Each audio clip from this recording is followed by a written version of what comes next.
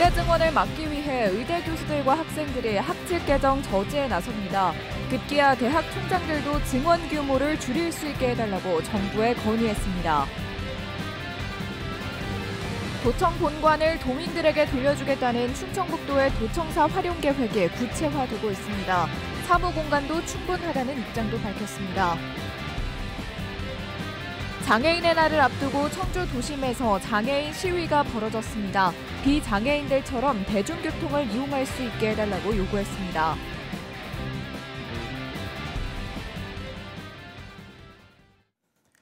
네, 시청자 여러분 안녕하십니까? 계속해서 MBC 뉴스투데이 충북입니다. 의대 교수들과 학생들이 정원 확대를 최종 결정하는 학칙 개정 저지에 나서기로 했습니다. 충북대 의대 학장단은 의대 신입생 모집 요강을 확정하게 될 교무회의의 연기를 공개 요구했고 의대생들은 총장을 상대로 소송을 제기하기로 했습니다. 김은초 기자가 보도합니다.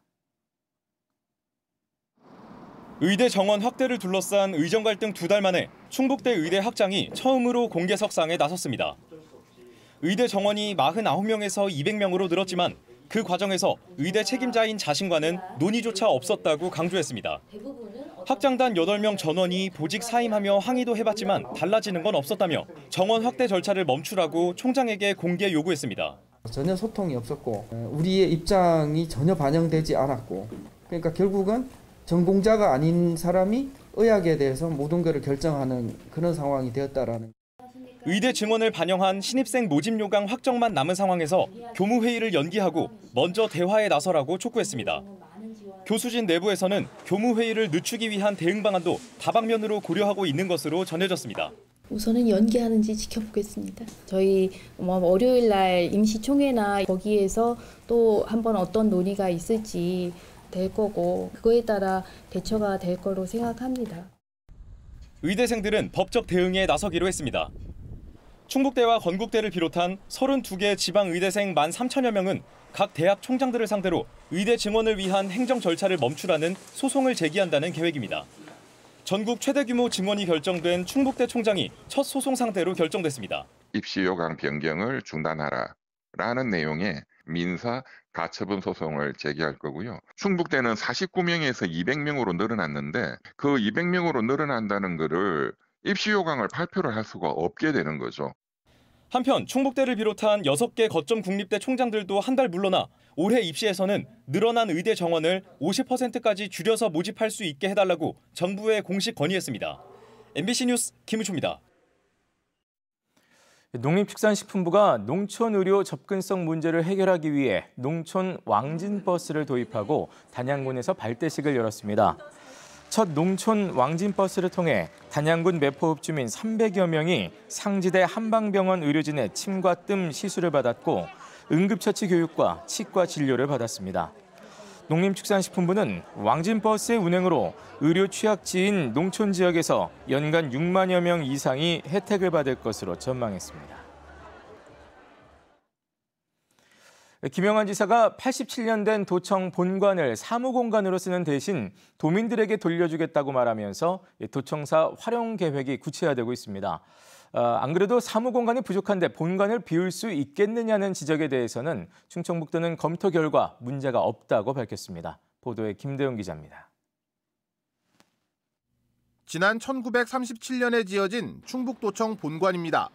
세계층의 김영환 지사 집무실을 비롯해 각종 회의 공간과 6개과 사무실이 있습니다.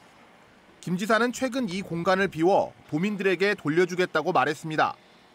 아이들과 청소년들이 와서 쉴 수 있는 유모차를 끌고 급하면 언제든지 와서 여기 와서 쉴 수 있는 그런 공간으로 만들어 드리는 데 있습니다. 김 지사의 발표가 나오자 안 그래도 사무 공간이 부족해 외부 건물까지 빌려 쓰고 있는데 본관을 꼭 비워야 하냐는 불만이 일부에서 나오기도 했습니다. 이에 대해 충청북도는 검토 결과 큰 문제가 없다고 밝혔습니다. 도의회 신축 건물과 함께 도청 별관 건물이 내년 7월이면 완공되는데 현재 외부에 임차 중인 6개 과는 이 건물로 들어갈 수 있다는 겁니다. 또 의회가 새 건물로 옮겨가면 비운 자리로 지사 집무실과 나머지 과들이 옮겨갈 것이라고 밝혔습니다. 1937년이니까 87년 됐죠. 언제까지 계속 저희들이 이거를 사무실 쓸 수는 없고요. 문화복합시설로 해가지고 좀 개방하는 것이 사무실 쓰는 것보다는 더 의미가 있지 않나 이렇게. 충북도청 청사는 사무공간과 함께 주차공간 문제도 심각한데 해결책이 구체화되고 있습니다. 현재 주차면이 377대에 불과한데 주차 수요는 2배 가까운 721대. 직원과 주변 상인을 대상으로 한 공청회에서도 중앙광장보다 주차장이 더 필요하다는 의견이 나왔습니다. 충청북도는 도청 신관 뒤에 내년까지 주차타워를 짓고 충북개발공사가 최근에 사들인 교직원 공제회관에도 임시 주차장을 만들기로 했습니다. 내년까지 충북도청 주변에만 1,200대 이상 주차 공간을 만든다는 계획인데 김 지사는 이걸 레이크파크 공약의 핵심이라고 설명했습니다. 상당한 의미 있는 변화를 가져올 수 있고 도민들이 체감할 수 있는 일이 적어도 1, 2년 사이에 벌어질 수 있다고 저는 생각합니다. 그 첫 발은 주차장을 확보하는 일이라고 저는 단언합니다. 다른 시도처럼 새 청사를 짓지 않고 낡은 청사에 머물기로 결정한 충청북도. 큰 비용을 들이지 않고 어떻게 효율적으로 고쳤을지가 과제로 남았습니다. MBC 뉴스 김대웅입니다. 우즈베키스탄을 방문 중인 김영한 충북지사가 현지 시각으로 지난 17일 두 번째로 큰 도시인 사마르칸트주를 방문해 우호교류 의향서를 체결했습니다. 충청북도는 대러시아 제재가 확대되는 가운데 천연자원이 풍부한 중앙아시아의 최대 인구 보유국과 협력 관계를 구축했다는 의미가 있다고 설명했습니다. 김영한 지사는 또 우즈베키스탄 한인회장과 사마르칸트 지회장을 충청북도 국제자문관으로 위촉했습니다. 김영한 지사는 3박 5일 동안의 일정을 마치고 오늘 아침 인천공항을 통해 귀국합니다.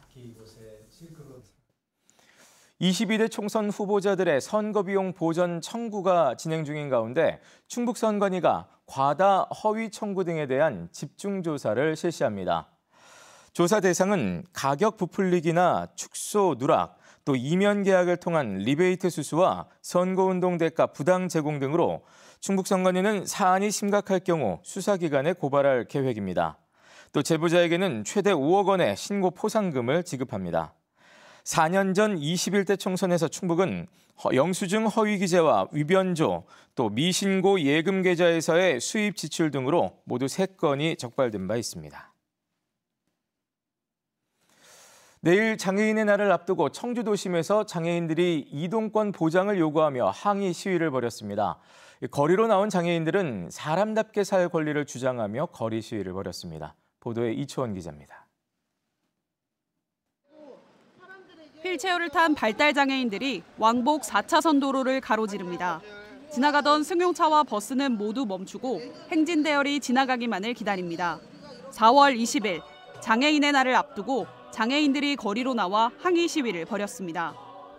휠체어 7대를 선두로 한 장애인단체 회원들이 이동권 보장을 외치며 도로 행진을 하고 있습니다. 40여 명의 장애인단체 회원들은 도청에서부터 서문시장을 거쳐 청주시청까지 1시간 동안 1km가 넘는 거리를 행진했습니다. 시위 참가자들의 가장 큰 바람은 비장애인들과 함께 대중교통을 이용하는 겁니다.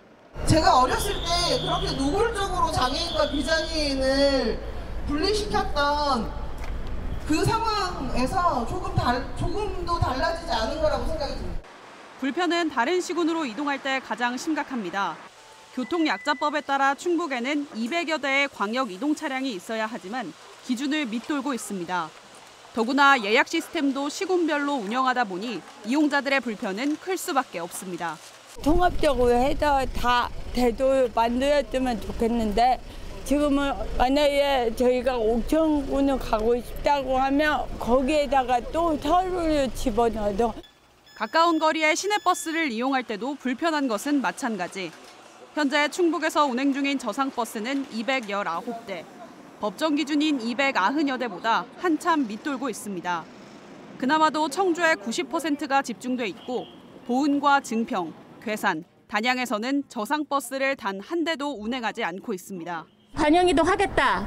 그리고 법이 바뀌었죠. 예노선이라는 그 법안에 작은 글귀 하나를 가지고 어떻게든 저상버스를 만들지 않으려고 하는.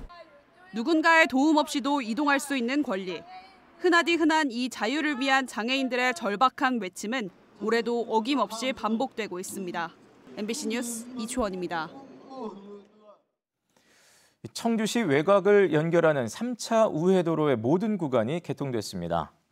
청주시는 어제 정오부터 김순영 양궁장 교차로에서 내숲 국동교차로까지 5.64km 구간을 개통해 3차 우회도로의 모든 구간이 완전 개통됐다고 밝혔습니다. 또 청주시는 3차 우회도로의 개통으로 접근성이 좋아져 청주 전역이 25분 생활권에 진입하게 됐다고 덧붙였습니다. 한편 대전국토관리청은 3차 우회도로에서 증평 방향으로 이동할 수 있는 연결도로 공사도 추가로 진행할 계획입니다. 한 대기업의 후원으로 열리는 특별한 대회가 있습니다. 올해로 2회째를 맞는 발달장애인 핸드볼 리그인데요. 이 대회에서 첫 우승을 노리며 우리 생애 최고의 순간을 꿈꾸는 장애인 선수들의 모습을 이지현 기자가 담아봤습니다. 호루라기 소리에 맞춰 빠르게 발을 굴리고 반대편 골대로 달려나갑니다. 재빨리 낙하챙공을 골대로 있는 힘껏 던져보지만 골키퍼는 온몸을 던져 기어이 막아내고야 맙니다. 일반 선수들의 훈련 모습으로 보이지만 모두 장애인 선수들입니다. 퇴근하면 거의 집에만 있어가지고 운동을 하니까 뭔가 집에서 그냥 뒹굴뒹굴하는 것보단 낫다고. 시합 도중 부상을 당한 선수부터 고된 훈련으로 무려 6kg이 빠졌다는 선수까지. 오전 일을 마치고 곧바로 이어지는 훈련이 고될 법도 하지만 선수들은 훈련할 때가 제일 즐겁다고 말합니다. 나 스스로 발전한다고 해야 되나? 평소에도 운동을 거의 즐겨하기 때문에 저한테는 즐거움인 것 같습니다. 국가대표 출신 감독의 열정도 선수들 못지 않습니다.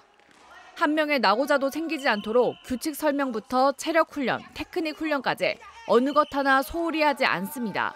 운동만 열심히 가르치는 것보다 아이들한테 운동으로서 이루어지는 사회성? 그런 것들을 많이 집중적으로 제가 생각해서 지도하고. 발달장애인 핸드볼팀이 만들어진 건 2021년.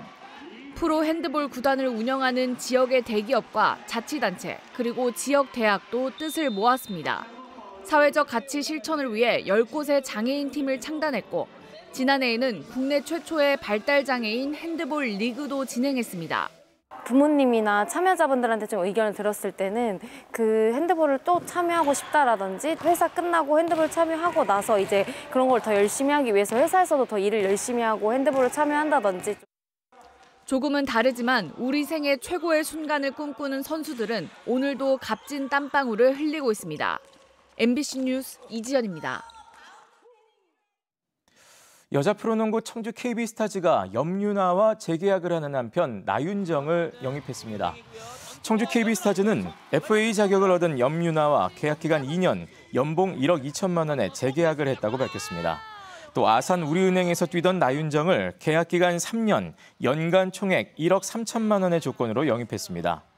2018-19 시즌 KB에 합류한 염유나는 창단 첫 통합 우승의 주역이었고 2023-24 시즌 주장을 맡아 선수단을 이끌었습니다.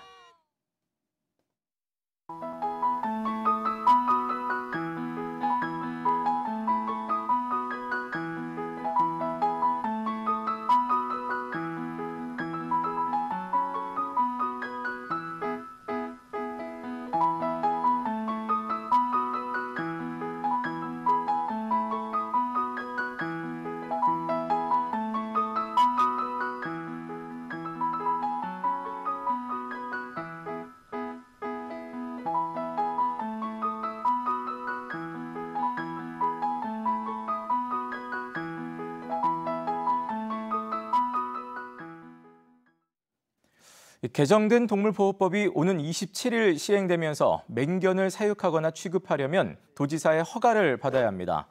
대상은 도사견과 핏불 테리어를 비롯한 5종과 해당 맹견의 잡종으로 동물 등록과 책임보험 가입을 거쳐 중성화 수술까지 해야 사육을 신청할 수 있습니다. 또 맹견 공격성 기질 평가를 거쳐야 하며 사람이나 동물을 공격해 다치게 하면 허가가 철회됩니다. 기존의 맹견을 사육하는 사람도 오는 10월 26일까지 허가를 받아야 하며 허가 없이 맹견을 사육하다 적발되면 1년 이하의 징역이나 1,000만 원 이하의 벌금형을 받을 수 있습니다. 청주 미동산 수목원 상록담 주변의 자연 생태를 더 자세히 관찰할 수 있는 생태 탐방로가 조성됐습니다. 15m 높이의 관찰대와 630m 길이의 체험 숲길, 그리고 두 시설을 연결하는 자연환경 생태 탐방로는 곤충 등의 산림 생태를 가까이에서 관찰할 수 있습니다. 네, 뉴스를 마칩니다. 고맙습니다.